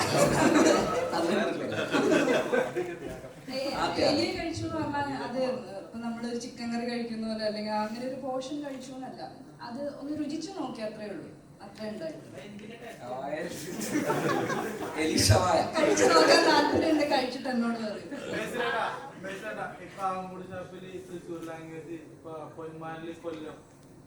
ആലോചിക്കുക. പക്ഷെ അങ്ങനെ അല്ലാതെ സ്ത്രീധനം എന്ന് പറയുന്ന ഒരു വ്യവസ്ഥിതി എങ്ങനെ ആണുങ്ങളിലും കൂടെ ഇമ്പാക്റ്റ് ഉണ്ടാകുന്നു എന്നുള്ളൊരു പോയിന്റ് ഓഫ് വ്യൂയിലൂടെയാണ് ഈ സിനിമ സംസാരിക്കുന്നത്. ഒരു സ്ത്രീയെ, ഒരു പെൺകുട്ടിയെ കല്യാണം കഴിച്ച് വിടുക എന്ന് പറയുന്ന ഒരു സാഹചര്യത്തിൽ ആ പെൺകുട്ടിയുടെ ആങ്ങളെയും അച്ഛനും അമ്മയും മറ്റ് റിലേറ്റീവ്സും ആ പെൺകുട്ടി ഉൾപ്പെടെ അനുഭവിക്കേണ്ടി വരുന്ന ഒരു കഷ്ടപ്പാട്, അതൊരു വലിയ ബേർഡനാണ്. ഇവരെല്ലാവരും ആ ഒരു വ്യവസ്ഥയുടെ വിക്ടിംസാണ്. എല്ലാവരെയും എന്താ പറയുക, പേടിയോടെ നോക്കിക്കാണുന്ന ഒരു സാഹചര്യമാണത്. ഒരു കല്യാണം എന്ന് പറയുന്നത്, ഒരു പെൺകുട്ടിയുടെ കല്യാണം എന്ന് പറയുന്നത് അതൊരു ബാധ്യതയായി മാറും എന്ന് പറയുന്നത് ഒരു സാഹചര്യമുണ്ട് ഈ സ്ത്രീധനം എന്ന് പറയുന്ന സമ്പ്രദായത്തിലൂടെ. അപ്പോൾ ആണുങ്ങൾക്കും അങ്ങനെ ഒരു സിസ്റ്റം വിക്റ്റിമായ കുറേ ആണുങ്ങളുടെയും ഒക്കെ കാഴ്ചപ്പാടിലൂടെ സ്ത്രീ അവിടെ സെക്കൻഡറി മാത്രമാണ് ഈ ഒരു സിനിമയിലെ നരേറ്റീവിൽ. ആണുങ്ങളാണ് ഇതിൻ്റെ അകത്ത് പ്രശ്നം ബാധിക്കപ്പെട്ടിരിക്കുന്നത്. ഈവൻ എൻ്റെ ക്യാരക്ടർ മാത്രമല്ല, സരീന് അഭിനയിച്ചിരിക്കുന്ന മരിയാനോ എന്ന ക്യാരക്ടർ പോലും ആ ഒരു സിസ്റ്റത്തിൻ്റെ വിക്റ്റിമായിട്ടാണ് ഇതിൽ പ്ലേസ് ചെയ്യപ്പെട്ടിരിക്കുന്നത്. അപ്പോൾ ഇതിലൊരു കൃത്യമായിട്ടൊരു നായകൻ വില്ലൻ എന്നുള്ള സങ്കല്പങ്ങൾക്കപ്പുറം ഈ സിനിമ കുറേ വിക്ടിംസിൻ്റെ കഥയാണ്. ഇവൻച്വലി നമ്മൾ തീരുമാനിക്കുന്നു ഇയാളാണ് നായകൻ, ഇയാളാണ് വില്ലൻ, ഇവരൊക്കെയാണ് ഈ സിനിമയിലെ എന്തൊക്കെയാണ് കഥാപാത്രങ്ങളെന്നും നമ്മൾ തന്നെ സിനിമ കണ്ടിട്ട് തീരുമാനിക്കുന്ന ഒരു പൊസിഷനിലേക്കാണ് അതിൻ്റെ എഴുത്തും ബാക്കി കാര്യങ്ങളൊക്കെ. അപ്പോൾ ജ്യോതിഷേട്ടൻ്റെ ആദ്യത്തെ സംവിധാന സംരംഭമാണ്. നമുക്കറിയാം കുമ്പളങ്ങി നൈറ്റ്സും ബ്രഹ്മയോഗവും ഒക്കെ ചെയ്ത സംവിധായകൻ എന്നുള്ള നിലയിൽ, ആർട്ട് ഡയറക്ടർ എന്നുള്ള നിലയിൽ അദ്ദേഹം ഒരുപാട് പേരെടുത്തിട്ടുള്ള അവാർഡുകളൊക്കെ നേടിയിട്ടുള്ള കലാസംവിധായകനാണ്. അദ്ദേഹത്തിൻ്റെ ആദ്യത്തെ സംവിധാന സംരംഭം എന്ന നിലയിൽ GR ഇന്ദുഗോപൻ സാറിൻ്റെ 4-5 ചെറുപ്പക്കാർ എന്ന് പറയുന്ന വളരെ പോപ്പുലർ ആയിട്ടുള്ള ഒരു നോവൽ, ആ നോവൽ വായിച്ചിട്ടുള്ളവർക്ക് ഭയങ്കര എക്സൈറ്റ്മെൻ്റ് ആയിരുന്നു ഈ സിനിമ കാണാൻ. ഈ സിനിമയിൽ അവർ കണ്ട കഥാപാത്രങ്ങളും കഥാമുഹൂർത്തങ്ങളൊക്കെ എങ്ങനെ സിനിമയിലേക്ക് എത്തുന്നു എന്നുള്ള ആവേശം എല്ലാവർക്കും ഉണ്ടായിരുന്നു. അവരെല്ലാവരും ഫീഡ്ബാക്സ് പറയുന്നത് അവരാരും നിരാശപ്പെട്ടില്ല. ബുക്ക് കണ്ട അതേ എക്സൈറ്റ്മെൻറ്റോ അല്ലെങ്കിൽ അതിന് മേലെയോ തന്നെ സിനിമയിലും വന്നിട്ടുണ്ട്. ആരും അതിൽ നിന്ന് താഴോട്ട് പോയിട്ടില്ല എന്നുള്ള നിലയിൽ തന്നെയാണ് എല്ലാവരുടെയും ഫീഡ്ബാക്സ്. അപ്പോൾ അതും ഒരു സിനിമ എന്നുള്ള നിലയിൽ ഇതിൻ്റെ വിജയമാണ്. അതിൻ്റെ ക്രെഡിറ്റ് ഇതിൻ്റെ തിരക്കഥ എഴുതിയ ഡൂവൻ ചേട്ടനും ജസ്റ്റിൻ മാത്യു, മിന്നൽ മുരളിയുടെ കോറൈറ്ററാണ്, ജസ്റ്റിനും അവകാശപ്പെട്ടതാണ്. അപ്പോൾ അവരുടെയും ഒരു വലിയ സക്സസ് ആണ്. പ്രത്യേകിച്ച് ഇതിലെ ഓരോ ഡയലോഗ്സും ആൾക്കാർ എടുത്തെടുത്ത് പറയുന്നുണ്ട്. ഈ പറയുന്ന ആജേഷ് എന്ന് പറയുന്ന ഡയലോഗും, ജീവിതം ഒരു പോരാട്ടമാണ്, കിട്ടുന്ന സാഹചര്യത്തിലെല്ലാം നമ്മൾ എൻജോയ് ചെയ്യണം, അല്ലാത്ത സിറ്റുവേഷനിലെല്ലാം നമ്മൾ ഫൈറ്റ് ചെയ്യണം, ആ പോരാട്ടത്തിൽ അലക്സാണ്ടർ ചക്രവർത്തിയാണ് അജേഷ് എന്ന് പറയുന്ന ഡയലോഗും, അല്ലെങ്കിൽ ആത്മഹത്യ ചെയ്യാൻ നിൽക്കുന്ന സുഹൃത്തിൻ്റെ അടുത്ത് നിന്നെ പോലുള്ളവർ ഇങ്ങനെയൊക്കെ ചെയ്താൽ വിട്ടുകൊടുക്കാതെ ഫൈറ്റ് ചെയ്യുന്ന എന്നെ പോലെയുള്ളവരെയല്ല അത് ബാധിക്കുന്നത് എന്ന് ചോദിക്കുന്ന അജേഷ് ഒക്കെ ഒരുപാട് ഇപ്പോൾ ഇന്നത്തെ കാലഘട്ടത്തിൽ ഒരുപാട് പേർക്ക് ഇൻസ്പിറേഷനാണ്. ജീവിതം പെട്ടെന്നൊരു ഡെഡ് എൻഡിലെത്തുമ്പോൾ ജീവിതം ഉപേക്ഷിക്കുക എന്ന് പറയുന്ന തോന്നലൊക്കെ ഉണ്ടാകുന്ന ഒരുപാട് യങ്സ്റ്റേഴ്സ് നമ്മുടെ ചുറ്റുമുണ്ട്. അവർക്കൊക്കെ ഒരുപക്ഷെ ആ സീനൊക്കെ ചിലപ്പോൾ ഒരുപാട് റിലേറ്റബിൾ ആയിരിക്കാം, ചിലപ്പോൾ ഒരു ഭയങ്കര ഇൻസ്പിറേഷൻ ആയിരിക്കാം അജേഷിൻ്റെ ഒരു കോൺഫിഡൻസും ആറ്റിറ്റ്യൂഡും. അപ്പോൾ ഓവറോൾ എല്ലാ ടെക്നീഷ്യൻസിൻ്റെയും ഇപ്പോൾ ഞാൻ ഇവരുടെ ക്യാരക്ടേഴ്സിനെ കുറിച്ച് ഞാൻ പറയുന്നില്ല, പൊതുവെ അങ്ങനെയാണ് ഞാൻ എല്ലാം പറയും, പിന്നെ ഇവർക്കൊന്നും പറയാനുണ്ടാവില്ല, അതുകൊണ്ട് ഇവർ പറഞ്ഞോട്ടെ. എൻ്റെ ക്യാരക്ടർ അജേഷാണ്. ബാക്കി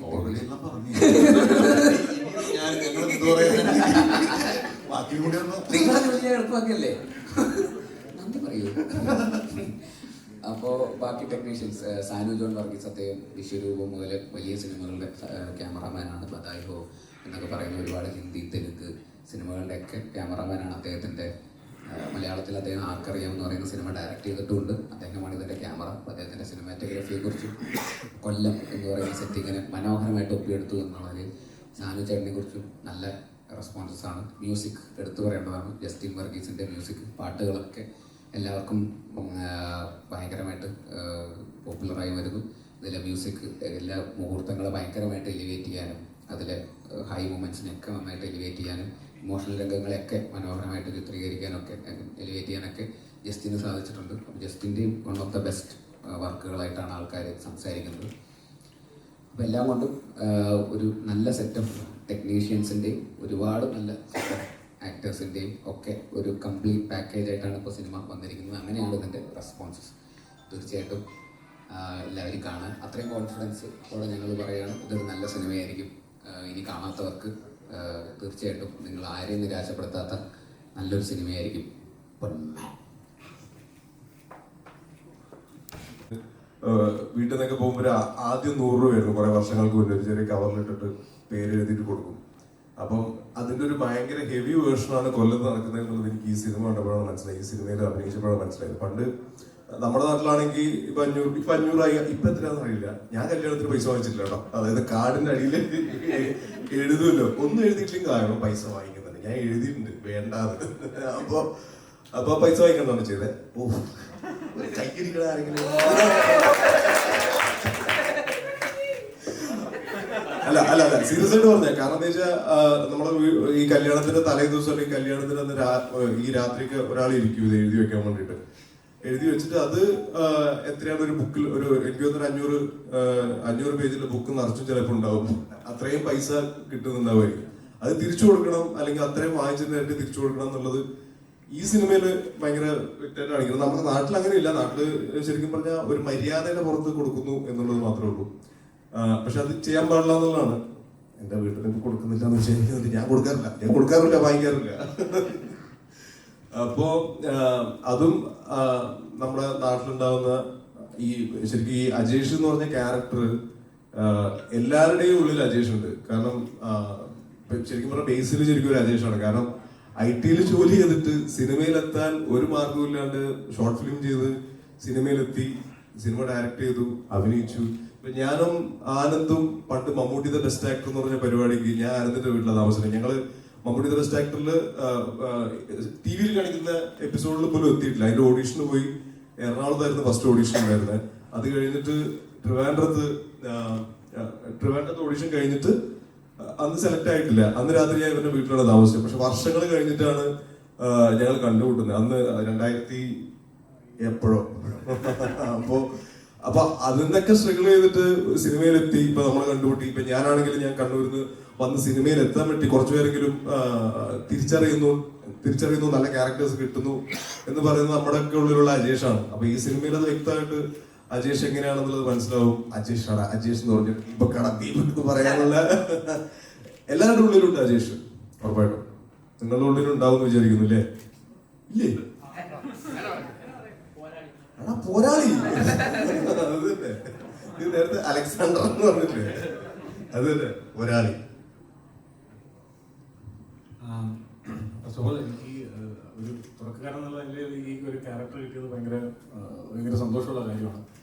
ഈ സിനിമയെ പറ്റി സംസാരിക്കുകയാണെങ്കിൽ ഈ സിനിമയിൽ എല്ലാവർക്കും ഒരു ബ്ലാക്കോ അല്ല വൈറ്റോ ഇല്ലാത്തൊരു ഷെയ്ഡ്സ് ആണുള്ളത്.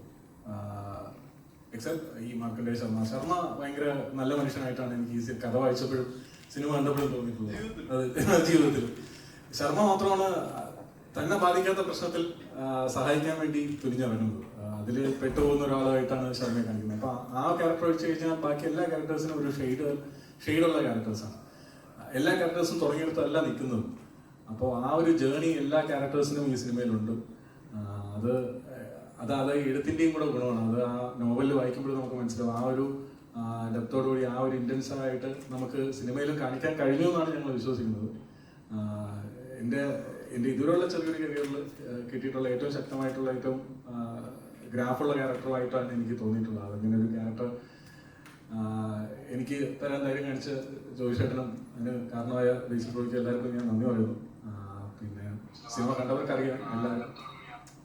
കണ്ടവർക്കറിയാം ഈ ഒരു സിനിമ ഭയങ്കര കുറേ കാലത്തിന് ശേഷം മലയാള സിനിമയിൽ ഭയങ്കര നല്ലൊരു റൈറ്റിങ്ങും കുറേ ഡയലോഗ്സും ഒക്കെ ഉള്ള ഒരു പ്രത്യേകതരം രീതിയിലുള്ള ഡയലോഗ്സ് ഒക്കെ ഉള്ള ഒരു സിനിമയാണ്. അപ്പോൾ അതിങ്ങനെ തന്നെ സിനിമയിൽ കാണിച്ച് ചിലപ്പോൾ ഇപ്പോഴത്തെ ഒരു കാലഘട്ടത്തിൽ അംഗീകരിക്കപ്പെടുമെന്ന് നമുക്കൊരു സംശയം തോന്നും. പക്ഷെ അതെല്ലാവരും ആൾക്കാർ ഏറ്റെടുത്തു. ഡയലോഗുകളെ പറ്റി എല്ലാവരും സംസാരിക്കുന്നുണ്ട്. കുറെ കാലത്തിന് ശേഷമുള്ള സിനിമ കണ്ട എല്ലാവരും റിവ്യൂസ് ഇടുമ്പോൾ എല്ലാ ക്യാരക്ടേഴ്സിന്റെ പേരുകൾ ഇങ്ങനെ എഴുതി കാണുന്നത്. അപ്പൊ അത്രത്തോളം കഥാപാത്രങ്ങളുടെ പേരും ആ ഡയലോഗ്സ് എല്ലാം ആൾക്കാരുടെ മനസ്സിൽ പതിഞ്ഞു എന്ന് വിശ്വസിക്കുന്നു. അത് ഭയങ്കര സന്തോഷമാണ്. ഇങ്ങനെ വല്ലപ്പോഴും ഇങ്ങനെ ഒരു സിനിമയൊക്കെ സംഭവിക്കും. അതിലും നമുക്ക് ഒക്കെ ഒരു പാർട്ടാവാൻ കഴിയുന്നതും വല്ലപ്പോഴാണ്. അപ്പോൾ ഭയങ്കര സന്തോഷം. ബ്രൂണോ എന്നൊരു ക്യാരക്ടറിനെ കുറിച്ചിട്ട് ആനന്ദേട്ടൻ എന്താ പറയാനുള്ളത്? എനിക്ക് നല്ല അഭിപ്രായം. നല്ലൊരു ആളാണ്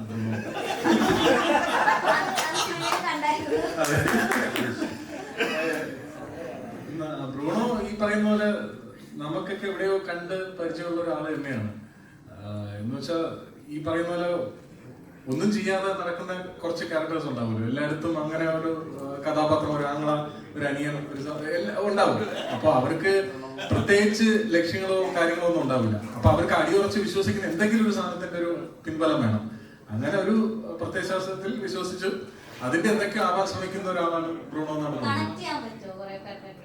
ഉറപ്പായിട്ടും കണക്ട് ചെയ്യാൻ പറ്റും. കാരണം ബ്രൂണോ ഈ പറയുന്ന പോലെ എന്റെ അമ്മ ഇന്നലെ സിനിമ കണ്ടിട്ട് എന്റെ അടുത്ത് പറഞ്ഞത്, നീ വീട്ടിൽ നമ്മുടെ ട്രിവാൻഡ്രോ, അപ്പൊ നീ വീട്ടിൽ കിടന്ന് പൊടിക്കും പോലെ തന്നെ ഇവിടെ കിടന്ന് ഇതിന്റെ അകത്ത് കിടന്ന് ദേഷ്യപ്പെടുന്ന സാധനം കണ്ടിട്ട് നീ വീട്ടിൽ കിടന്ന് ബഹളം വയ്ക്കും പോലെ തന്നെ ഇതിന്റെ അകത്ത് ബഹളം വയ്ക്കുന്നതൊക്കെ പറഞ്ഞു. അപ്പൊ അങ്ങനെയൊക്കെ കണക്ട് ആവുമായിരിക്കും.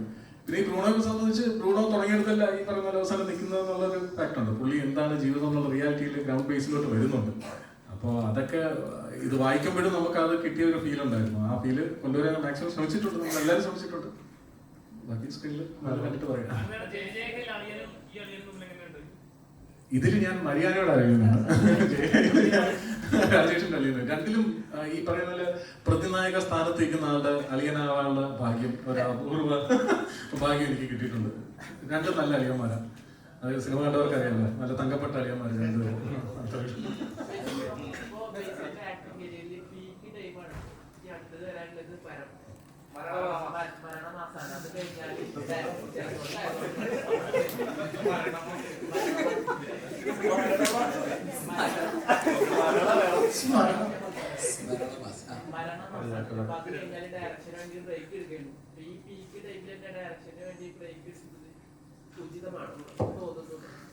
അല്ല, ഇത് പീക്ക് ടൈം ആണെന്ന് എനിക്ക് തോന്നുന്നില്ല. പീക്ക് ഇനി വരാനിരിക്കുന്നേ ഉള്ളൂ.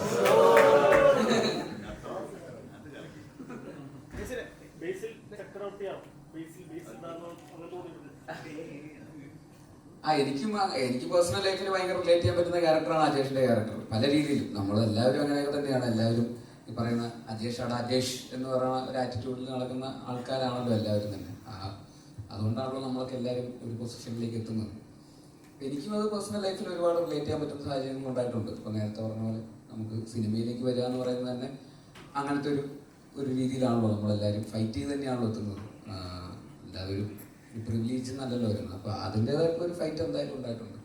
സിനിമയിൽ വന്നു എന്ന് പറഞ്ഞുകൊണ്ട് മാത്രം സക്സസ്ഫുൾ ആവുന്നില്ല. സിനിമയിൽ പിടിച്ചു നിൽക്കുക എന്ന് പറയുന്നത് ഡെയിലി അജേഷായിട്ട് ജീവിച്ചാൽ മാത്രമേ പിടിച്ചു നിൽക്കാൻ പറ്റുള്ളൂ. അപ്പോൾ ചാവണ വരെ അജേഷായിട്ട് ജീവിച്ചാൽ മാത്രമേ ഇവിടെ നിൽക്കാൻ പറ്റൂ. അപ്പോൾ എന്നും അജേഷായിട്ടാണ് ജീവിച്ചുകൊണ്ടിരിക്കുന്നത്. ഒരുപാട് സിനിമകൾ തിയേറ്ററിൽ റിലീസ് ചെയ്ത സിനിമകൾ, ഒരുപാട് തിയേറ്ററിൽ മുമ്പ് റിലീസ് ചെയ്ത സിനിമകളൊക്കെ റീ റിലീസായിട്ട് 4K വരുന്നുണ്ട്. മിന്നൽ മുരളി ആ രീതിയിലൊന്ന് കാണാൻ ആഗ്രഹമുണ്ട്. അല്ല, അതൊക്കെ 10-20 വർഷം കഴിഞ്ഞിട്ടാണല്ലോ പുറത്ത്. 20 വർഷം കഴിഞ്ഞിട്ട് മിന്നൽ മുരളി ലേറ്റസ്റ്റ് ടെക്നോളജി വെച്ച് ഇറക്കിയതല്ലേ? ഐ മീൻ സൗണ്ട് ടെക്നോളജി ഒക്കെ നല്ല രീതിയിൽ വെച്ചിട്ട്, പക്ഷേ തിയേറ്ററിൽ കാണാൻ പറ്റിയില്ല. തിയേറ്ററിൽ കാണാനുള്ളത് അത് പറയുന്ന ഒരു കോർപ്പറേറ്റ് നെറ്റ്ഫ്ലിക്സ് എന്നൊക്കെ ഒരു OTTയുടെ കയ്യിലാണല്ലോ. അപ്പോൾ നമുക്കൊരു തീരുമാനം എടുക്കുക എന്നുള്ളതിൻ്റെ അപ്പുറത്തേക്ക് അതൊരു വലിയ ഒരു കൂട്ടം ആൾക്കാരുടെ തീരുമാനം നമ്മുടെ കയ്യിലല്ല അതിന് തീരുമാനം, അമേരിക്കയിലാണ് അതിന് തീരുമാനം. കുറച്ച് പാടായിരിക്കും. ട്രംപൊക്കെ വിചാരിക്കേണ്ടി വരും. അവനുള്ള ഓക്കെ ഈ സൈനൊക്കെ ഇട്ടുകൊണ്ട് വരുമായിരിക്കും. ഇതിന്റെ പേര് ടൈറ്റിൽ പൊന്മാൻ എന്നാണോ അത് പൊന്മാൻ എന്നുള്ള പക്ഷിയുടെ ഒരു ബന്ധമുണ്ട്? കാരണം അത് ശരിക്കും പറഞ്ഞ കുളത്തിന്റെ കിണറിന്റെ ഒത്തിലൊക്കെ ഇടുന്ന ഒരു പക്ഷിയാണ്. അങ്ങനെ ഞാൻ അങ്ങനെ മുട്ടയിടാറുന്നില്ല. അല്ലല്ല അത് പലവരെയും കളിയാക്കാറുണ്ട്. അല്ലല്ല, തീർച്ചയായിട്ടും അതിന് വേറൊരു ലെയറും കൂടെ ഉണ്ട്. പൊന്മാൻ എന്ന് പറയുന്നത് പക്ഷി പറന്നു ഉയരുന്ന പക്ഷിയാണ്. മീനെ കുത്തിയിട്ട് പറന്ന് നേരെ മുകളിലേക്ക് പോകുന്നതാണ്. അപ്പൊ അജേഷ് എന്ന് പറയുന്ന ക്യാരക്ടറിന്റെ ഒരു ട്രയംഫും കൂടെ ഉണ്ട് ഈ സിനിമയിൽ. അജേഷിന്റെ മാത്രമല്ല, ഈ പറയുന്ന ക്യാരക്ടേഴ്സ് ബ്രൂണോന്റെയും സ്റ്റെഫി ഗ്രാഫിന്റെ ഒക്കെ ഒരു ട്രയംഫ് ഉണ്ട്. ഈ പറയുന്ന അവരുടെയൊക്കെ പറയുന്ന പറന്നു വരുന്ന ക്യാരക്ടേഴ്സ് കൂടെയാണ് ഇതിന്റെ സിനിമ തീരുമ്പോൾ. അങ്ങനെയാണ് ആ സിനിമ. അപ്പോൾ അതും കൂടെ ഒരു ഓൾട്ടർ ലെയറായിട്ട് തന്നെ ഇതിൻ്റെ അകത്തുണ്ട്. എന്നാൽ പോലും പൊന്നുമായിട്ട് കണക്ട് ചെയ്തിട്ടുള്ള മാൻ എന്നുള്ള രീതിയിൽ പൊന്മാനായിട്ട് വർക്കാവും. നീല പൊന്മാനെ പോലെ പറന്നു വരുന്ന കഥാപാത്രമായിട്ടും ആൾക്കാർക്ക് റിലേറ്റ് ചെയ്യാൻ പറ്റുന്ന ക്യാരക്ടർ തന്നെയാണ്. അപ്പോൾ രണ്ട് രീതിയിലും ആ ടൈറ്റിൽ ആപ്റ്റാണെന്ന് തോന്നുന്നു.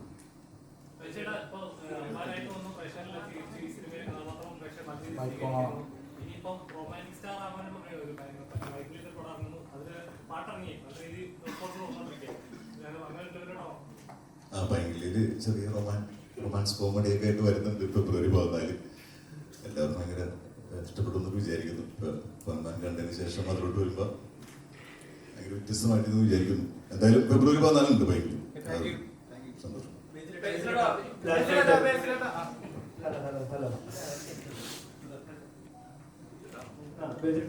പൊന്മാനില് അജേഷിന്റെ കഥാപാത്രം പറയുന്നുണ്ട് ആഘോഷങ്ങൾ അജേഷിന്റെ ഒരു വീക്ക്നെസ് ആണെന്ന്. ഇപ്പൊ എല്ലാ കള്ളൂടി സഭ നോക്കിയാലും അജേഷിനെ പോലെ ഒരു കഥാപാത്രം കാണും. കാരണം ഫസ്റ്റ് റൗണ്ട് തന്നെ രണ്ടു പേർക്ക് കട്ടൊക്കെ വെച്ചിട്ട് അടിച്ചവിടെ ആണെന്നുള്ളത്. അപ്പൊ റിയൽ ലൈഫിൽ ഇങ്ങനെ ആരെങ്കിലും കണ്ട് ഇൻസ്പയർ ആയിട്ടാണോ ഈ കഥാപാത്രം ചെയ്തത്? ഇല്ല, അങ്ങനെയൊന്നുമില്ല. അല്ല, അങ്ങനെയുള്ളവരുണ്ടല്ലോ, നമുക്കറിയാലോ ഇഷ്ടംപോലെ ആൾക്കാർ. ഇത് ആ സ്ക്രിപ്റ്റിലെ ബുക്കിലെ അങ്ങനെ തന്നെയാണ്. അപ്പൊ ഞാൻ റിയൽ ലൈഫിൽ ഇൻസ്പയർ ചെയ്തിട്ടല്ല, ആ ബുക്കിൽ തന്നെ എഴുതി വെച്ചിരിക്കുന്നത് അങ്ങനെ തന്നെയാണ്. അജേഷിന് അടിച്ചിട്ട് സംസാരിക്കാൻ തന്നെ തുടങ്ങുള്ളൂ. അജേഷ് അങ്ങനെയാണ്. അജേഷ് ആഘോഷം വേറൊരു തരത്തിലൊക്കെ അജേഷിന്റെ പോയിന്റ് ഓഫ് വ്യൂ രണ്ടെണ്ണമൊക്കെ അടിച്ച് നർമാദിക്കുക എന്ന് പറയുന്നതാണ് അജേഷിന്റെ ലൈഫിലെ ഒരു ആഘോഷം എന്ന് പറയുന്നത്. അതേസമയം ജോലിയുടെ സമയത്ത് കൃത്യമായിട്ട് ജോലി ചെയ്യുക എന്ന് പറയുന്നത് അയാളുടേതായിട്ടുള്ള ഐഡിയോളജീസ് ഉണ്ട്.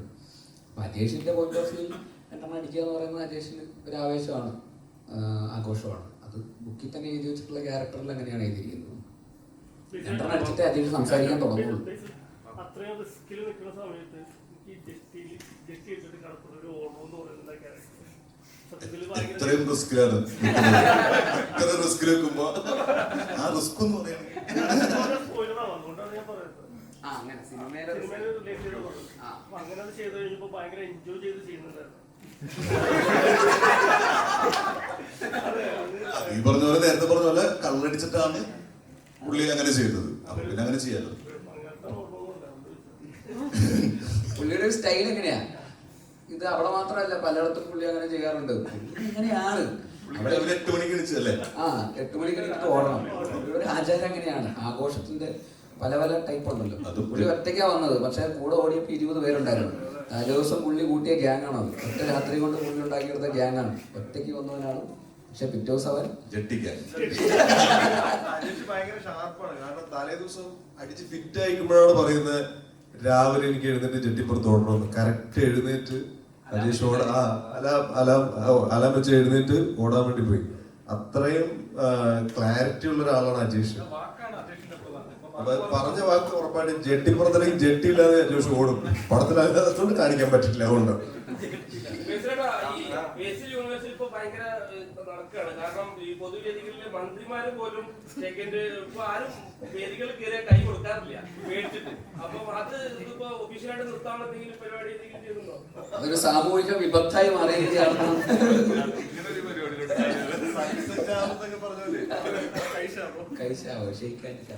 എന്നാണ് ഇതിന്റെ അന്ത്യം? അന്ത്യൊന്നും ഉണ്ടാവില്ല. നിങ്ങളൊന്നും നിർത്തിയാലും അല്ലാതെ പണ്ടൊക്കെ ഒരുപാട് സംഭവിച്ചിട്ടുണ്ട്. ആരും കാണുന്നില്ല. നിങ്ങളിത് ഷൂട്ട് ചെയ്ത് പുറത്തുള്ളൂ വ്യത്യാസം. അത് പൊക്കാതെ തീരാൻ പോകുന്നില്ല. അത് തീരൂല. അല്ലെങ്കിൽ നമുക്ക് വല്ല കർമ്മങ്ങളൊക്കെ ചെയ്ത് അങ്ങനെ എന്തെങ്കിലും ചെയ്യാൻ പറ്റുമെന്ന് നോക്കാം. അല്ല, ഇപ്പൊ ശിവൻകുട്ടി മന്ത്രിയാണെങ്കിലും അവര് വിളിച്ചായിരുന്നു, അല്ലെങ്കിൽ അങ്ങനെ എന്തെങ്കിലും കോൺടാക്ട്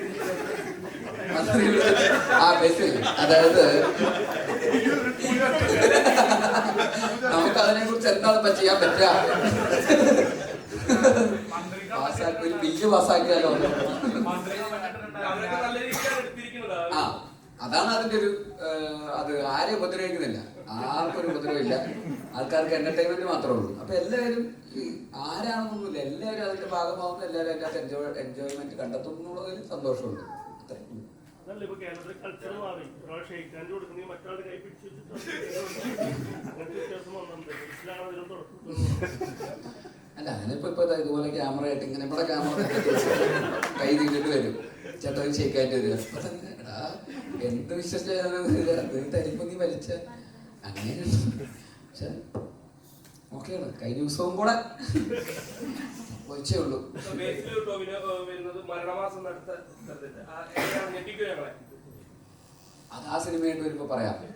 പക്ഷെ നല്ല സിനിമയായിരിക്കും തോന്നുന്നു, കോമഡി സിനിമയാണ്, അത് വേറെ രീതിയിലുള്ള ഒരു സിനിമയാണ്. പെൺമാൻ പോലത്തെ ഒരു സിനിമയേ അല്ല, അതിന്റെ കളറൊക്കെ വേറെയാണ്.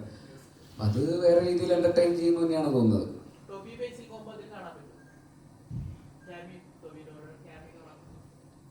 സിനിമ കാണുമ്പോൾ നോക്കാം.